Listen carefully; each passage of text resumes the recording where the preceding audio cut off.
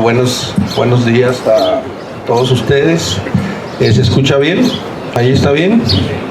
¿Atrás? ¿Escuchan bien? ¿Así? Bueno, muy bien. Pues muchas gracias por su asistencia. Para mí es un honor muy grande estar en esta zona del país. Es algo que le comentaba a la maestra desde que nos vimos ayer, que esto forma parte de un proyecto a nivel nacional de consolidación e intercambio de redes de conocimiento en México. Entonces ya he estado antes en universidades pedagógicas en Chiapas, en una zona muy golpeada, muy complicada, que es Ocosingo, Chiapas, que es el municipio más grande del país, donde se habla el celtal, el tzotzil y el tojolobal. Entonces, las condiciones de formación del profesorado, de investigación educativa en esta zona del país, pues tienen una serie de características muy interesantes. Y bueno, ahora estoy aquí en la zona fronteriza también para poder conocer e intercambiar con ustedes las experiencias y la identidad a través de la cual vamos conformando esa idea de ser docente y de ser investigador del área de la educación, ¿no? Bueno, les han repartido una hoja con los datos de una página web, vienen ahí algunos objetivos, propósitos del proyecto. Yo al final de la conferencia voy a recuperar la página web para hacerles una invitación, que es el sentido de mi presencia aquí. Entonces les voy a pedir por favor que rellenen los datos que se les solicitan en la parte inferior de la hoja, por favor, con la letra más clarita que puedan, sobre todo en el correo, para que cuando carguemos su correo en la base de datos y les estemos enviando información, les pueda llegar y no nos rebote la dirección, ¿sí? Entonces la parte inferior de la hoja la van a cortar justamente ahí donde están el área de sus datos, la doblan, la recortan y bueno, la van pasando para que luego ya me pueda llevar los datos de todos ustedes y luego desde la Ciudad de México podamos estar haciendo el contacto permanente. También se les ha dado una tarjeta con mis datos y eso tiene que ver con el sentido de lo que vengo a proponerles, que es la generación de esta red de colaboración e intercambio de conocimientos. Y bueno, la cuestión es que estoy a su disposición para cualquier situación derivada de esta conferencia y de cualquier otra inquietud que desde el ámbito académico pueda yo ser de utilidad y poderles dar podamos intercambiar, ¿sí? Bueno, entonces digamos que está abierta la puerta para generar una comunicación permanente. Ahí está la dirección de la página web. Está el correo electrónico, mi teléfono para que me puedan buscar por WhatsApp, o si quieren hacer una llamada directa, no hay ningún problema, no lo duden. Y bueno, me voy a tomar 2 o 3 minutos para explicar cómo es que llego aquí y cuáles son los objetivos de haber tocado la puerta de la UPN aquí en Reynosa y cuáles son las expectativas también vinculándolos a los objetivos de la conferencia, ¿sí? Yo actualmente estoy trabajando en la UNAM con la doctora Frida Díaz Barriga. Ella sabe que estoy aquí y ella es parte de todo este proyecto. Su apoyo ha sido fundamental y en la UNAM con la doctora Frida Díaz Barriga estamos desarrollando una metodología que se llama trayectorias personales de aprendizaje. Entonces nos interesa conocer cómo los alumnos de posgrado de la maestría en pedagogía en la UNAM van cursando su trayectoria formativa y cómo van vinculando los aprendizajes de contextos educativos informales con los contextos educativos formales. Entonces el primer objetivo de la conferencia es explicarles por qué esto es importante y qué repercusión tiene para el área de la investigación educativa y además qué trascendencia tiene para la educación básica, que es donde yo creo que nos ubicamos la mayoría. A mí me contaban que hay profesores de educación media superior y perfectamente esto se puede utilizar en esta área. Pues les voy a explicar a muy grosso modo, porque necesitaría todo un curso, unas 700 horas, un diplomado, para podernos ubicar más o menos desde el marco teórico, que es vygotskiano, sociocultural, y luego cómo eso deriva en el desarrollo de una noción que se maneja desde la Universidad de Barcelona con el doctor César Coll, con el que también trabajo, ¿sí? Y todos estos elementos teóricos se van engranando bajo un contexto denominado la nueva ecología del aprendizaje. Y estamos cambiando nuestra forma de aprender porque las dinámicas estructurales de la sociedad están cambiando. Y una de las características más importantes de este cambio estructural de las dinámicas más macro tiene que ver con la presencia y uso de las nuevas tecnologías. Pues este es un primer reto, por eso es que lo primero que les doy es la dirección de la página web, el WhatsApp, es decir, abrir el canal de comunicación a través de las nuevas tecnologías, porque esto tiene mucho sentido y ahorita espero lograr concretar el objetivo de sensibilizarlos para comprender desde el área de la teoría, de la metodología y de la práctica docente, porque es importante el uso de las nuevas tecnologías y cuáles van a ser sus efectos y cuáles están siendo sus efectos para el aprendizaje a lo largo y ancho de la vida, ¿sí? Entonces, puntualizaría como que la presentación: soy profesor de alumnos o profesores en formación de secundaria con especialidad en historia.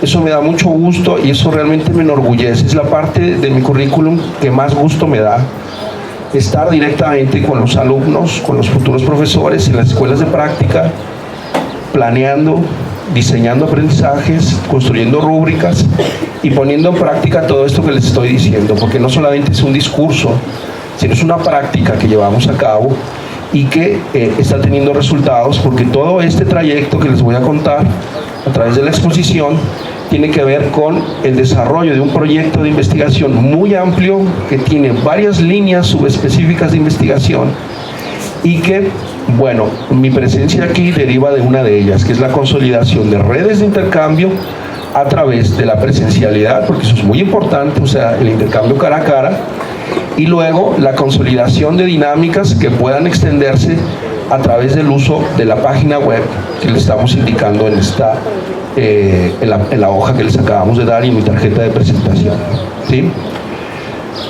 Bueno, entonces yo marcaría dos elementos o remarcaría dos elementos que acabo de decir. Número uno, el marco teórico sociocultural vygotskiano, asumido desde la perspectiva del equipo de trabajo del doctor César Coll en Barcelona, y cómo este marco teórico va cobrando fuerza, se extiende y tiene una rama, digamos, muy específica en la UNAM a través de la doctora Frida Díaz Barriga, y también eso es parte de lo que me enorgullece más de la trayectoria que he tenido, poder tener el intercambio con la doctora, que es una persona sumamente brillante, muy humana y muy sencilla, ¿sí? Entonces, justamente este lunes estábamos trabajando sobre la especificación, delinear lo que va a ser un seminario que vamos a llevar a cabo en el contexto de la maestría de la UNAM, y ese seminario yo pretendo cargarlo completamente en la página web. Por eso es que se está videograbando esta conferencia también,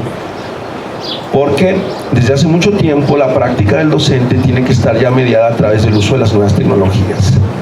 Se acabó. Le podemos justificar mucho que si es bueno, que si es malo, pero el hecho es que es una tendencia que está ahí presente y que tenemos que saber utilizar para construir aprendizajes significativos en nuestros alumnos. Porque justamente nuestros alumnos están aprendiendo más fuera de la escuela que dentro de esta. Y esto es la nueva ecología del aprendizaje. A través de la mediación, como herramientas de construcción de sentidos y significados de aprendizajes, a través de la intermediación de las TIC, nuestros jóvenes están aprendiendo y van a aprender más afuera que adentro. Y esto está reestructurando el sentido y significado y las funciones de los contextos educativos formales, es decir, la nueva ecología del aprendizaje. Nosotros, hay muchas perspectivas que lo pueden explicar, si somos migrantes, nativos, digitales, etcétera, etcétera. Ya nos podríamos enfrascar un buen rato, sería una discusión muy interesante. Pero el hecho es de que hay un desfase entre los que estamos enfrente del grupo y los que están ahí aprendiendo. Es un desfase tremendo, como nunca antes se había visto en la historia. Y esto no es menor. Es como si nos hubiera tocado vivir en la época de Gutenberg, cuando saca la imprenta, y todo lo que el artefacto cambia en la forma de pensar. Entonces, cuando yo estoy interactuando con una tecnología, una nueva tecnología de la información y comunicación, lo que sucede es que mis procesos epistemológicos personales de construcción de conocimiento cambian por la intermediación de ese artefacto. En otras palabras, empiezo a pensar de manera diferente. Y eso, el sistema educativo no estaba listo para afrontar esa transformación de los procesos epistemológicos personales. Y eso es un fenómeno al que nos confrontamos todos los días como profesores. Es decir, tenemos que coadyuvar, ser intermediadores en la construcción del conocimiento y el aprendizaje de nuestros alumnos, pero no lo podemos seguir haciendo bajo las viejas prácticas. Y eso tiene que ver también con la asimilación muy crítica del modelo socioconstructivista vygotskiano. ¿Por qué tiene que ser? Perdón, voy a quitar esa palabra de tiene. Porque es importante que reflexionemos, que asimilemos la perspectiva sociocultural vygotskiana para comprender estas dinámicas de cambio en la sociedad. La respuesta es desde mi punto de vista, muy sencilla, que la teoría vygotskiana es muy potente y explica que el desarrollo de los procesos psicológicos superiores en el ser humano se deriva de la intermediación de artefactos que tienen un sentido histórico y que se van desarrollando de acuerdo a las condiciones de los contextos, de las comunidades, de las naciones, de los pueblos. En la medida en que yo aprenda a intermediar más y mejor con las nuevas tecnologías, entendidas como herramientas de pensamiento, voy a poder ser catapultado a un mejor desarrollo psicológico. Y no solamente esto sucede con las tecnologías, sino con cualquier otro artefacto de intermediación psicológica, como el lenguaje, como el uso de las rúbricas, como el diseño y desarrollo de una buena secuencia didáctica, etcétera, etcétera. Es decir, el marco teórico sociocultural vygotskiano es un marco teórico dinamizador, de alta interactividad, muy fuerte en sus principios, sus postulados teóricos, y que de cierta forma nos ayuda bastante a entender estas dinámicas de cambio en la reconstitución de la nueva ecología del aprendizaje. ¿Sí? Bueno, ya les di una introducción así como bastante amplia, entonces voy a ir puntualizando algunos de los puntos. Les voy a pedir que seamos pacientes porque voy a tardar un poco. Lo quiero ver como una especie de clase magistral. Voy a tratar de ser lo más pausado posible para que empecemos a señalar dudas, inquietudes y las podamos ir resolviendo en el transcurso de la plática. El principio, yo diría, más importante de la teoría sociocultural es que vamos construyendo el aprendizaje a través de la interactividad, la ida y la vuelta entre un aprendiz y un experto. Pero además el papel del aprendiz y el experto no es pasivo, sino es altamente activo. Yo en este momento soy el experto y ustedes son los aprendices. Pero en el momento en que ustedes empiezan a intercambiar conmigo sus experiencias, yo me convierto en aprendiz de ustedes. Entonces eso quiere decir que es un modelo de alta interactividad donde las identidades del aprendiz van cambiando durante el proceso de interactividad. Y esto lo digo porque sería muy incongruente de mi parte pararme aquí solamente a hablar e irme a la Ciudad de México y olvidarme de la UPN de Reynosa. Ese no es el sentido. No, el sentido de la teoría sociocultural es que hay que ser altamente coherente entre lo que se dice y lo que se practica. Entonces, por lo tanto, la página web es la herramienta que hemos diseñado para poder intermediar a través del tiempo y del espacio que se transforma gracias a la presencia de las TIC. Es decir, la TIC es ubicua porque la videoconferencia que está grabando la puede ver cualquier persona que tenga la dirección de la página web. Es decir, desde Reynosa, la Ciudad de México, en Chiapas, etc. Y además son asíncronas, es decir, que lo puedo ver a las 2 de la mañana lo puedo ver a la 1 de la tarde, lo puedo ver cuando pueda. Entonces ese fenómeno desintegra, digamos, la noción que tenemos, la noción clásica que tenemos del espacio y el tiempo presencial en la educación. Y esa es una de las características de alta potencialidad del uso de las TIC. Es decir, que la escuela deja de tener sentido un tanto como estructura física. La escuela la puedo cargar en el teléfono, la puedo cargar en la tablet, puedo entrar y salir de los espacios, de los ambientes virtuales de aprendizaje cuando quiera y puedo volver a entrar cuando quiera. Y esto le da un sentido de alta flexibilidad a esta nueva ecología del aprendizaje. Pues espero que esto pueda inquietarlos, pueda motivarlos y de cierta manera puedan encontrar respuestas también a través del diseño de la investigación educativa que están desarrollando para poder acercarse a una aprehensión y comprensión de su fenómeno, su planteamiento de investigación de una manera más dinámica, de una manera más integrada, ¿sí? Bueno, ¿hay alguna duda hasta aquí? Si no, vayan apuntando por favor sus preguntas y dejamos un espacio para ir haciendo el intercambio. Bueno, además de todo esto que acabo de usar como presentación, tengo que destacar el concepto de didáctica cultural inclusiva. Es decir, todo lo que van a observar, voy a compartir el día de hoy, tiene que ver con la puesta en marcha de un concepto. Este concepto no existe en la literatura científica porque lo estamos desarrollando. Esto es un concepto nuevo, ¿sí? La didáctica cultural inclusiva, lo que intenta o pretende alcanzar es la consolidación de procesos de construcción de aprendizaje significativo entre profesores y alumnos desde la perspectiva de que el profesor cambie su identidad como experto a la de aprendiz. Y esto es muy interesante porque generalmente cuando entramos al salón de clase, la figura de autoridad y el mando se centra en el profesor. Pero desde la perspectiva de la didáctica cultural inclusiva, lo que se pide es que el profesor cambie su identidad a la de aprendiz permanente de sus alumnos. Y esto, aunque suene muy sencillo, es bastante complicado en la práctica, porque estamos muy habituados a que todo está centrado en el profesor, cuando desde hace mucho tiempo los planes y programas de estudio de la educación básica en México nos está indicando que lo más importante de la práctica docente son los aprendizajes, no la enseñanza. Entonces, para poder revirar, darle un sentido renovado al proceso de interactividad de profesores y alumnos, lo que proponemos desde el concepto de didáctica cultural inclusiva es que la identidad del profesor cambie a la de aprendiz. Y estas competencias de complementariedad entre el alumno y el profesor en el ambiente áulico se complementen y vayan reforzándose en la medida en que el profesor aprende más y mejor y de manera permanente, continua, de su aprendiz.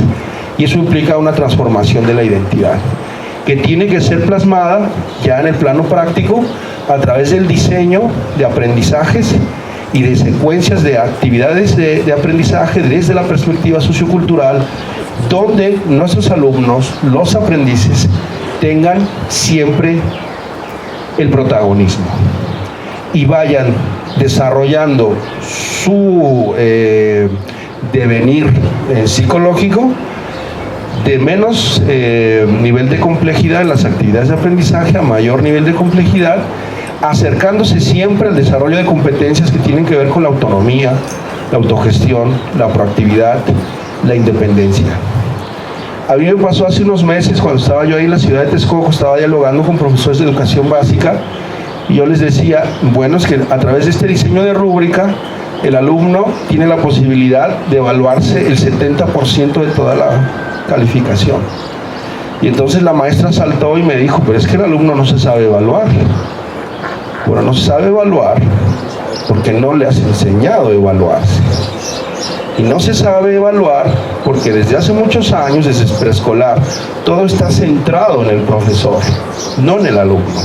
Porque hay que tenerle miedo a que pueda yo autoevaluarme y decir, a través de estos niveles de desempeño, veo y me identifico y me posiciono en un nivel bueno, malo, regular, y necesito esto y aquello que bajo mi propia perspectiva es algo que me va a impulsar a alcanzar mejores niveles de desarrollo psicológico.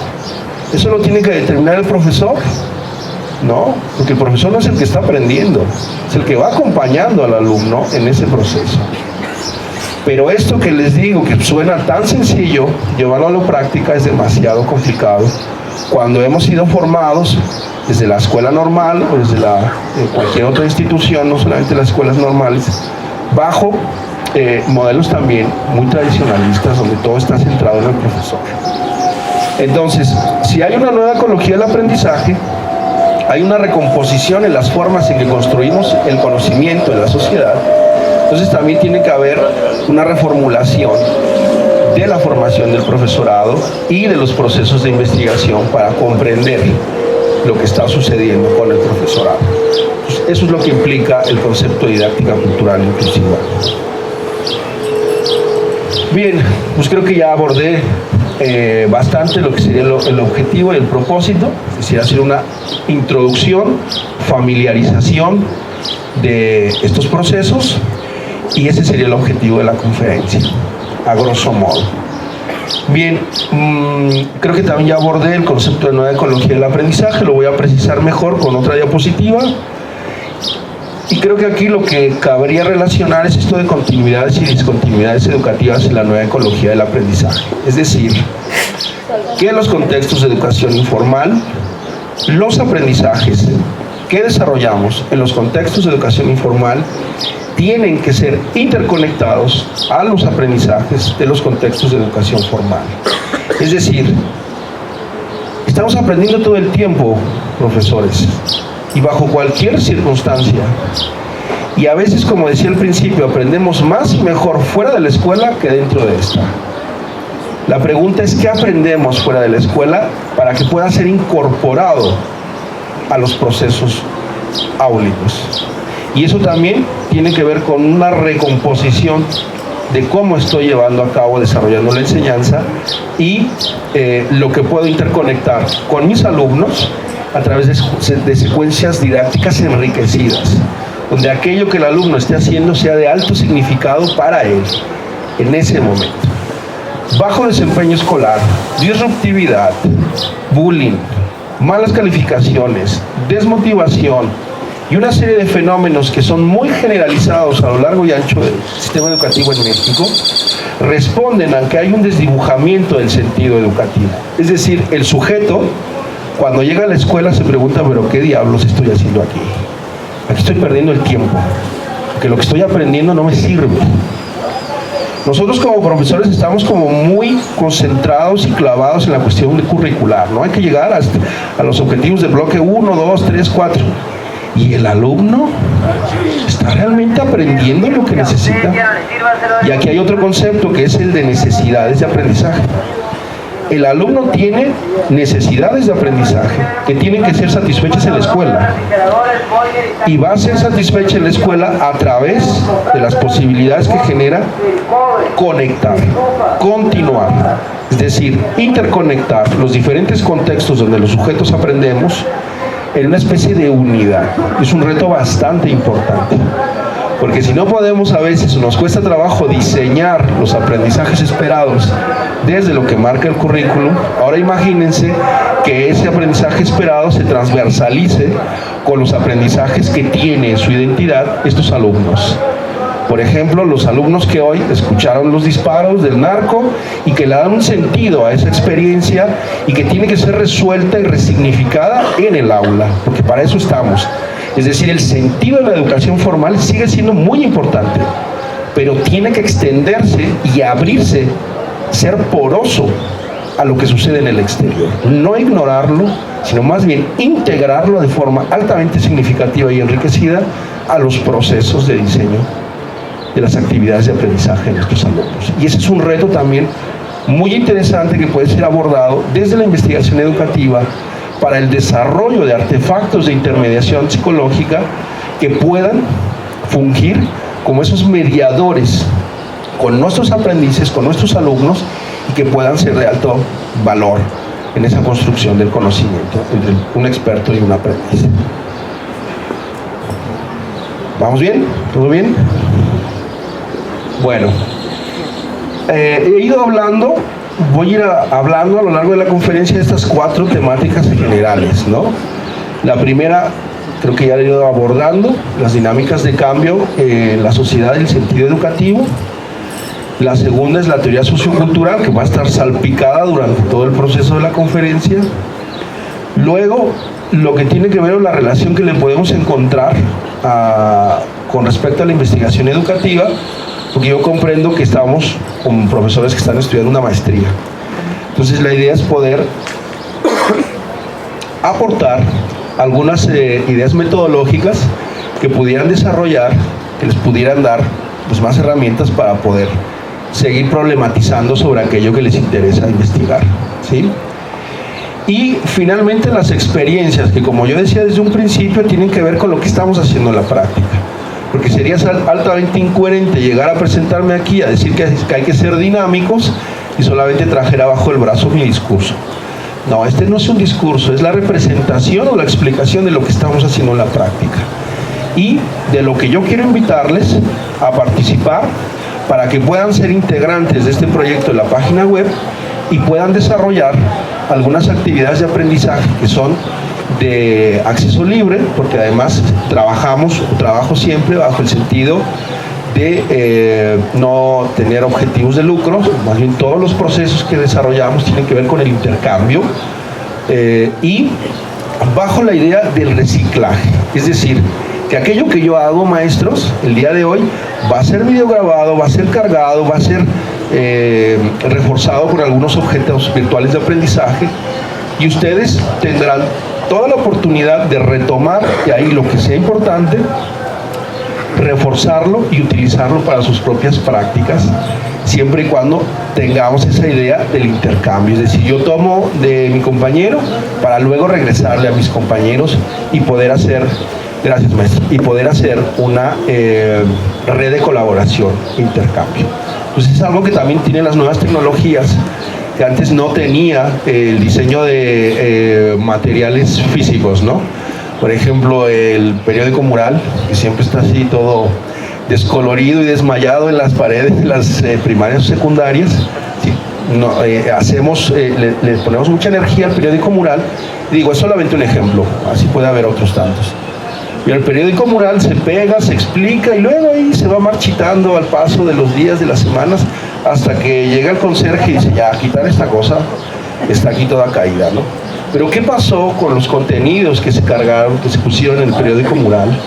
¿Qué pasó con la intermediación que tuvo ese artefacto con los alumnos? ¿Qué aprendieron los alumnos? Es decir, ese objeto se puede ahora digitalizar, le podemos tomar una foto, lo podemos subir al blog o a la página web de mi grupo de tercero A de primaria y desde ahí mantener e ir registrando todos esos contenidos, todos esos productos que vamos desarrollando a lo largo y ancho de la vida y que pueden ser reutilizados, porque si en esa página web de tercero B entran los alumnos de tercero B, pero de la escuela de Chiapas, y ven el periódico mural, entonces podemos extender los procesos de aprendizaje en esta nueva ecología del aprendizaje, donde ya no tiene sentido el tiempo y el espacio como tradicionalmente lo hemos estado experimentando en la práctica educativa, ¿sí? Bueno, vamos, entonces, creo que esto ya lo abordé de forma, yo creo que ya bastante reiterada. Estamos transformando las dinámicas educativas, los contextos de aprendizaje van transformándose y algo que quisiera destacar es que todas las fotos que van a ver son de los contextos donde hacemos la práctica. Es decir, no las bajé del Google o de alguna base de fotos, no, tienen que ver con los alumnos con los que entramos directamente en las prácticas de OPD, de observación y práctica docente y creo que también no les había dicho, estos son 3 de mis alumnas de la escuela normal, están con su uniforme y bueno, están en la biblioteca de una de las secundarias practicando o diseñando sus secuencias didácticas, ¿sí? Entonces todas las fotos que van a ver tienen que ver con una representación real de lo que estamos haciendo. Cuando yo regreso de España después de terminar el posgrado, lo que ocurre es que me reincorporo a la escuela normal y empiezo a desarrollar todo esto que les estoy contando. Entonces, ellas fueron las primeras los primeros alumnos con los que tuve contacto después de terminar el posgrado, y hemos ido avanzando bastante. Tenemos resultados muy interesantes que además van a ver en la página web, porque actualmente todo el diseño de su secuencia didáctica y su planeación está cargado en sus propias páginas y funciona bajo estos mismos principios que les acabo de decir. Es decir, cualquiera de ustedes puede descargar las rúbricas, puede descargar las planeaciones, puede descargar las fotos y todo lo que está concentrado ahí, si es de utilidad, les puede servir para mejorarlo y volverlo a reforzar y lanzarlo otra vez a los espacios de práctica. Bueno, esa acotación era importante decirla. Bien.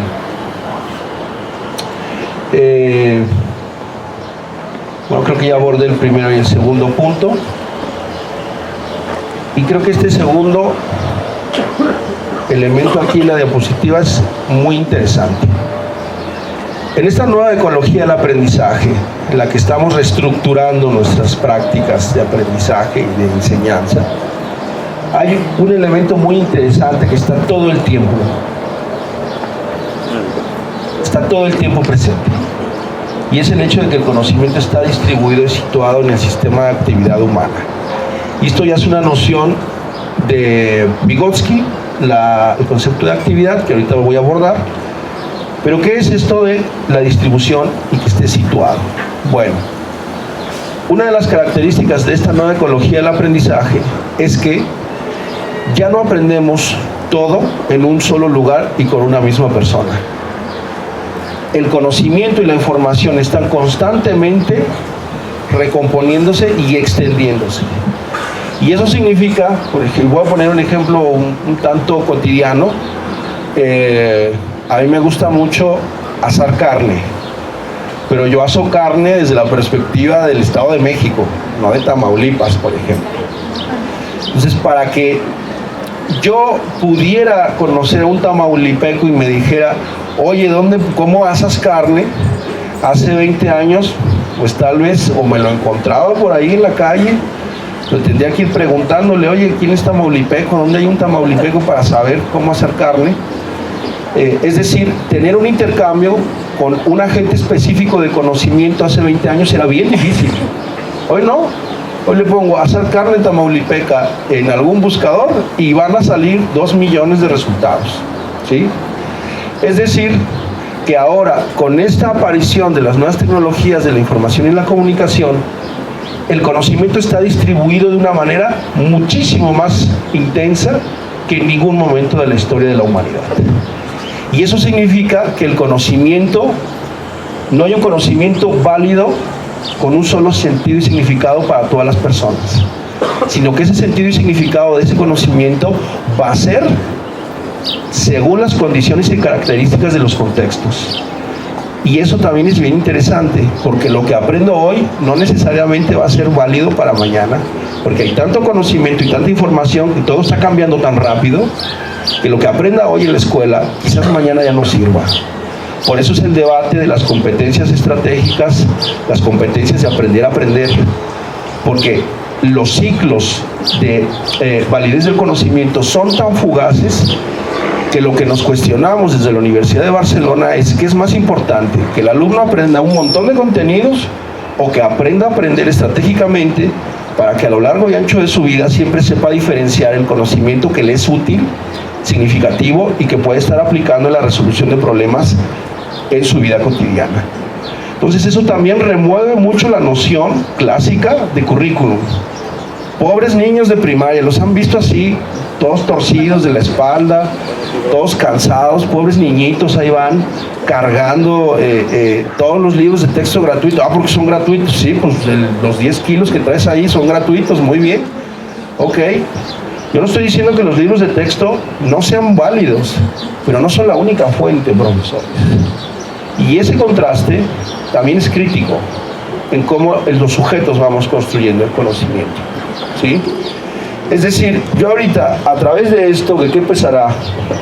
1/4 kilo, 200 gramos, puedo entrar en contacto con muchísima más información y estoy enfrentado a procesar esa información de una manera muchísimo más compleja como en ningún momento antes en la historia de la humanidad. Aquí pueden entrar todos los libros de texto del mundo.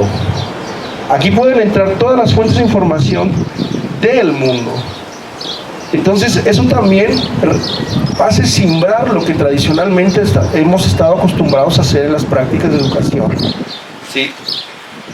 Entonces, esa distribución y situación del conocimiento tiene que ser repensada a través del desarrollo de competencias estratégicas que le ayuden a nuestros alumnos a aprender a aprender.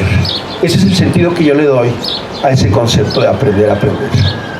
¿Sí? Que más allá de la discusión de las competencias desde la perspectiva del sector privado, la industria, el sentido económico que también tiene la propuesta de competencias, desde la perspectiva de la didáctica cultural inclusiva, lo que pretendemos es que nuestros alumnos puedan ser autosuficientes, autónomos en la toma de decisiones sobre aquello que aprenden, porque hay tanta información que deben de desarrollar un pensamiento crítico, reflexivo, analítico, pero no desde el punto de vista de los procesos lógicos, de la lógica secuencial, sino desde el punto de vista de si esto me sirve o no me sirve para mi vida, de si las condiciones en las que vivo son justas o injustas, y qué puedo utilizar del conocimiento que tengo a mi alrededor para hacer de mi vida cotidiana un mejor momento. Eso es la perspectiva que tenemos del aprender a aprender. Un sujeto autónomo que es consciente de la cantidad enorme de información que tiene a su alrededor y que puede utilizar un pensamiento crítico para utilizar esa información de manera crítica y reflexiva. ¿Sí? Este fenómeno siempre ha existido en los contextos de la vida cotidiana, es decir, el conocimiento siempre ha estado distribuido y situado, pero ahora lo vemos de manera más intensiva dada la presencia de las nuevas tecnologías de la información y la comunicación. Bien, y ahorita voy a abordar el concepto de actividad. Bueno, vamos a darnos un descanso. A ver, por favor, cierren los ojos, pongan sus manos sobre sus piernas, no estoy bromeando, bajen la bolsa, no se las voy a robar, no se las va a robar el de al lado, ya lo conocen, ya lo han visto. Por favor, derechitos, no estén así recargados, no estamos, todavía no estamos en la cantina, espero que sí, al rato estemos por allá. Bien, la espalda recta, por favor, no estén recargados, las manos, las palmas de sus manos sobre sus piernas, y vamos a hacer una respiración profunda. Inhalamos, exhalamos, entréguense, no se resistan. Maestra, palmas de las manos en las piernas, respiramos otra vez y soltamos. Ahora le vamos a poner otro movimiento con nuestras palmas de las manos en las piernas. Le vamos a hacer así, ¿no? Al final, en la exhalación. Y entonces inhalamos, 1, exhalamos y soltamos. Eso, muy bien. Último movimiento. Bueno, pueden hacerlo haciendo todo el tiempo que quieran, pero último movimiento aquí antes de pasar a otra nueva actividad. Inhalamos. Saquen el estómago, que no les dé pena. Expándanlo así, pues estamos panzoncitos, ni modo, expándanlo. Sacamos. Y otra vez el movimiento de las manos. Eso, muy bien. ¿Algún dolor en particular? ¿A quién le dolió el cuello? ¿No? ¿A quién le duelen las lumbares? ¿Identificaron algo? Ahí está concentrado el nivel de estrés, maestros. Por favor, cuídense. Es muy importante que se consientan. La labor del docente es muy estresante. Somos uno de los gremios con más alto índice de alcoholismo, con más problemas de cáncer, con más problemas de enfermedades crónico-degenerativas. Y esto sucede porque estamos usando siempre la mente, estamos muy estresados porque nuestro trabajo es intelectual, pero hay que utilizar el cuerpo, ¿sí? Así que por favor, otra vez, inhalamos. Con ganas, con fuerza, por favor, ya llegaron aquí, ya narco se quedó allá afuera, bueno, espero. Sacamos otra vez las palmas de las manos, ese movimiento es muy importante. ¿Sí? Eso es con ánimo, con fuerza, sí, sácalo así, como si estuvieras exprimiendo algo, una jerga, algo así malicioso que te está generando problemas. Muy bien. Ahora sí. Después de un tiempo largo de estar atendiendo, obviamente la atención va a decaer. Y esto es un principio neuropsicológico que les doy. Si no exploten a sus alumnos, no sean gandallas, denles un espacio también para este tipo de actividades, para que su atención se vuelva a reconstituir y otra vez cuando venga un nuevo paquete de información, la mente esté lo más fresca posible, ¿sí? Poner atención es un proceso psicológico bastante complejo, no es fácil. Aquí vienen muchos pensamientos intrusivos, muchas ideas irracionales. ¿No les ha pasado que están ahí tratando de leer o hacer su planeación y de repente les llega el recuerdo de que no fueron por las tortillas, de que esto, de que lo otro? Bueno, es una mente a la que le llegan pensamientos automáticos que uno no invoca y también es un índice de estrés, ¿sí? Bueno, muy bien. ¿Hay alguna duda en específico hasta este momento de la explicación? ¿Algo que no quede muy claro? ¿Algo que quieran preguntar? Bueno, entonces vamos a concluir la primera parte de la exposición a través de esta diapositiva. Me voy a permitir leerla de manera textual para ser lo más concretos posible. De acuerdo a todo este panorama que he dado de la nueva ecología del aprendizaje, la recomposición de los contextos de aprendizaje, la presencia y uso de las nuevas tecnologías, los cambios en la identidad del profesorado, del aprendiz, el concepto de alta interactividad que tienen los alumnos o que debemos de tener a través de procesos de intermediación por el uso de herramientas psicológicas altamente potentes, ese es el marco teórico socioconstructivista, llegamos a fijarnos estos elementos que espero les puedan servir para el replanteamiento, la reflexión de sus problemas de investigación y su propia práctica. Número 1, aprendemos a lo largo y ancho de la vida. Es decir, aquello que estoy haciendo en la escuela me tiene que ayudar para aprender permanentemente. Esa es una característica del aprendizaje significativo. Aprendo a aprender que debo aprender a lo largo y ancho de la vida. ¿Sí?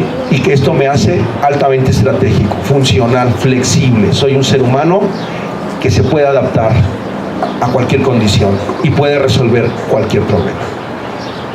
Esa es una característica del aprendizaje significativo. Si esto no sucede, lo que estoy aprendiendo en la escuela se me va a olvidar al 2 o al tercer día. No, a los 5 minutos de haber hecho el examen. Adiós, se acabó.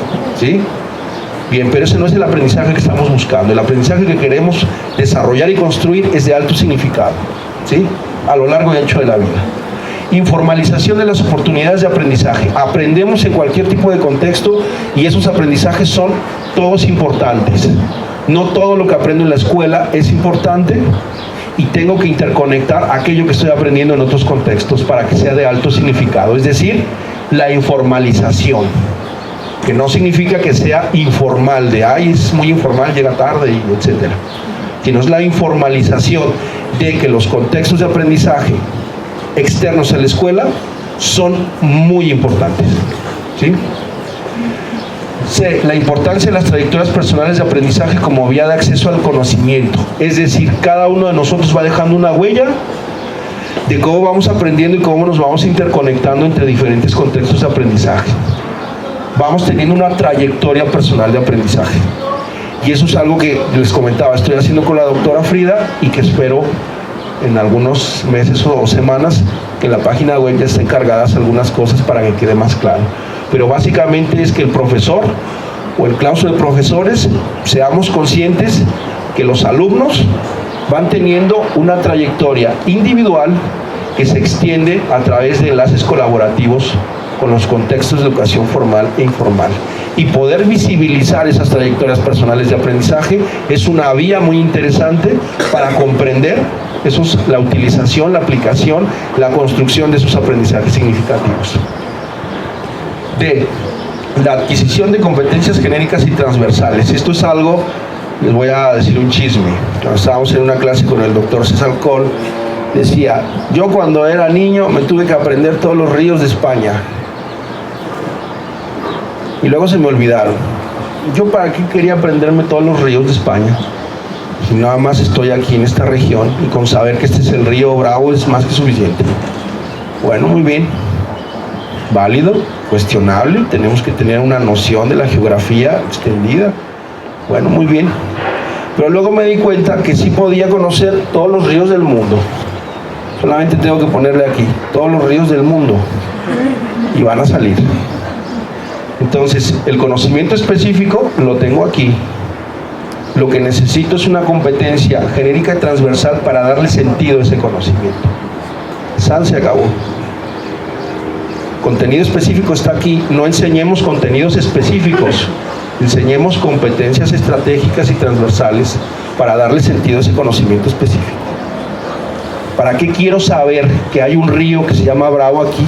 Bueno, para entender que ahí pasan migrantes y que es una frontera natural entre Estados Unidos y México, bla, bla, bla, y le doy un sentido al contenido específico. Eso, desde la perspectiva que les vengo a presentar, es un elemento estratégico. Desarrollo del pensamiento estratégico, genérico, transversal. Aprender a colaborar, aprender a trabajar en equipo, aprender a externar mis emociones, aprender a aprender. ¿Sí? La tendencia creciente a la personalización del aprendizaje, que es lo que decía, que con el uso de las nuevas tecnologías, lo que podemos hacer es trazar itinerarios muy concretos de cómo los sujetos van aprendiendo a lo largo y ancho de la vida. La reubicación de la escuela en la red de contextos de aprendizaje por los que transita el alumno, es decir, la escuela tiene que ser un nodo de interconexión de todos esos contextos de aprendizaje, formal e informal. ¿Sí? La escuela ya no es el único lugar donde voy a aprender y donde el aprendizaje que tengo ahí es el más importante. No, es un elemento de transversalidad. Es ahí donde todo tendría que pasar, ser analizado, discutido, redefinido, para poder darle un sentido altamente significativo. La escuela tiene que cambiar sus procesos institucionales y el más importante es que el profesor, directamente con los alumnos, cambie su práctica. Y G, el efecto elástico, que creo que eso ya queda sobreentendido. Bueno, entonces cerramos así esta primera parte de la conferencia. Esta es la nueva ecología del aprendizaje.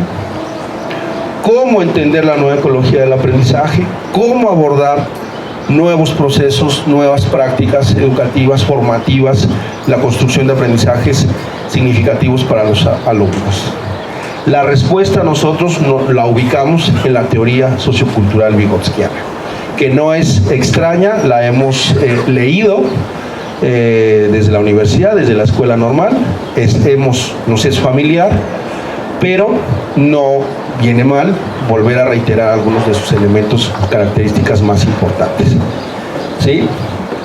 Bien, si de repente se aburren, me levantan la mano y les puedo decir un chiste rojo de elemento sexual, porque eso es muy importante en la vida humana, para que otra vez su mente se refresque y me vuelvan a poner atención. ¿Sí? Bueno, el aprendizaje, maestros, tiene que ser agradable, tiene que ser rico, tiene que ser sustancioso, tiene que generar algo bonito. ¿Sí? Cuando tenemos aprendizaje significativo, nos sentimos bien, pero no pasa muy seguido.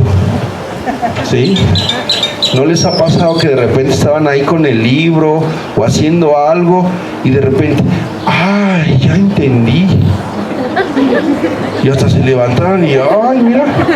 Ya entendí. Y eso genera una satisfacción. En ese momento hay un equilibrio en el cuerpo, todos los neurotransmisores están en sintonía, la dopamina está bien, ¿sí? La noradrenalina bajó, estoy a gusto, pero dura muy poco. El aprendizaje significativo es una conexión, los chamanes, la religión lo dice con Dios, con el espíritu, porque tiene que ser así amplia, gustosa, ¿sí? Pero es una experiencia del aprendizaje significativo. siempre estamos de forma muy técnica diciendo, a ver, vamos a hacer la planeación, vamos a hacer esto, vamos a hacer aquello. Bueno, pero cuando llega el aprendizaje significativo hay que celebrarlo. ¿No han visto los ojitos de su alumno cuando entendió algo? Y, ¡ay, sí, cierto, verdad! Y se hincharon y se sintieron bien, contentos.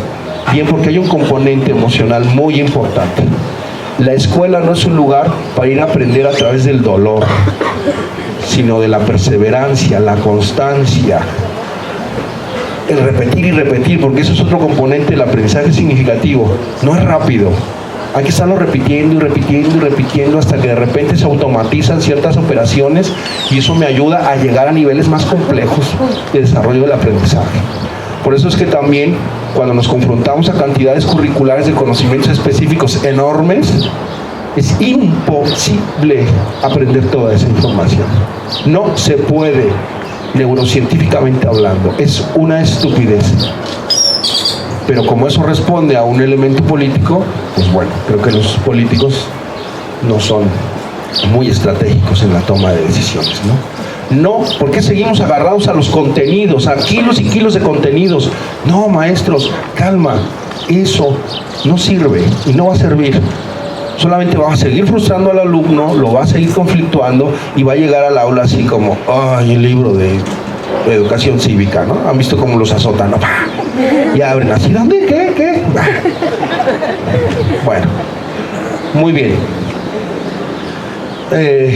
Le voy a dar prisa también, voy a ser más breve para no extenderme más y no cansarnos, porque eso no tendría ningún sentido, neurocientíficamente hablando y tampoco socioculturalmente hablando. Bien, el aprendizaje, profesores, es uno solo. No hay diferentes tipos de aprendizaje.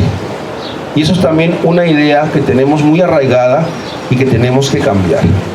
El aprendizaje no lo vamos agarrando a pedazos y lo vamos poniendo, ¿sí? El aprendizaje no lo vamos desarrollando en secuencias que me llevan de A a B a C. No, el aprendizaje es una unidad que trabaja de forma cíclica, de forma en espiral, ¿sí? Es decir, nosotros somos una unidad. ¿O qué? ¿Dejamos el brazo en la casa? ¿O la cabeza? Bueno, algunos sí los dejan acá por el río, ¿no? Pero no me estoy refiriendo a eso. Es decir, siempre estoy en unidad, siempre estoy aprendiendo en alta interacción con el contexto sociocultural, ¿sí? Y eso es una noción también muy interesante que nos cuesta a veces mucho trabajo quitar de la mente, porque nos han explicado que el aprendizaje se da a través de estadios y que vamos del A al B, al C, al D. No, el aprendizaje se da de manera generalizada, en forma en espiral, y es una unidad. Esa unidad es el sujeto mismo, es mi cuerpo, mi mente. Es la relación que tengo con el contexto sociocultural. Lo que sí se puede desmembrar para su análisis es el andamiaje, las herramientas con las que voy a analizar esa unidad de aprendizaje, ¿sí? Es decir, en mi rúbrica no estoy evaluando todo al sujeto, estoy evaluando ciertos niveles de desempeño de ciertos aspectos del aprendizaje. Eso sí se puede separar, pero el aprendizaje es una unidad. Todo el tiempo estamos en unidad aprendiendo. Y eso es algo que también me he dado cuenta que está muy arraigado en nuestras creencias como docentes, de que el aprendizaje es así como aprendizaje tipo 1, tipo 2, tipo 3, procedimental, actitudinal, bla, bla, bla. No es así. Todo es una unidad, somos una unidad. Y la forma en cómo comprendemos la unidad, y reitero, la forma en cómo entendemos la unidad, eso sí puede ser diferenciado, ¿sí? Puedo utilizar diferentes niveles de comprensión de esa herramienta que me va a ayudar a comprender el aprendizaje, ¿sí? Pero el aprendizaje no es así, destazable, que todo el tiempo estamos cíclicamente aprendiendo en contacto con el contexto sociocultural y de manera extendida y externa. Eso también es muy importante. El aprendizaje no es privativo del sujeto. El aprendizaje se da a través de un intercambio con un experto. Es decir, la famosa zona de desarrollo próximo. Y la intermediación, la generación de procesos interpsicológicos e intrapsicológicos por los que voy construyendo el sentido de la realidad. Lo que Vygotsky a grosso modo nos explicó como ningún otro autor en la historia de la psicología educativa, es que la mente es externa. En este momento estamos teniendo un ejercicio que puede ejemplificar eso. La mente es externa, está constituida por la historia y los elementos socioculturales de cómo estoy interactuando con ustedes y de las capacidades del experto que van a ser inoculadas a través de ese proceso de intermediación psicológica en un aprendiz. ¿Sí? ¿Alguna duda en este momento? Todo el aprendizaje, los procesos psicológicos superiores desde el punto de vista sociocultural se dan a través de una intermediación entre un experto y un aprendiz.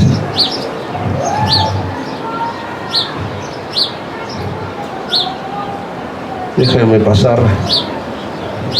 Yo quería ponerles así la diapositiva y ¡tarán! Miren, ahora magia, ¿no? Pero bueno, vamos interactuando a través del triángulo interactivo.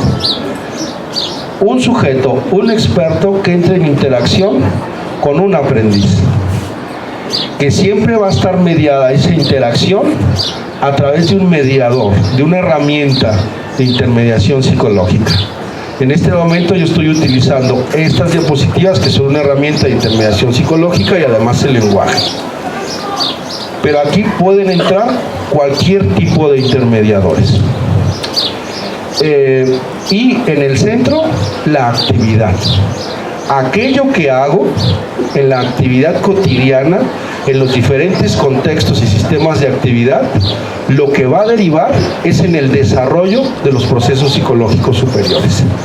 Por lo tanto, tradicionalmente, el profesor es el que está siempre en la actividad. El alumno generalmente es pasivo, está escuchando al profesor.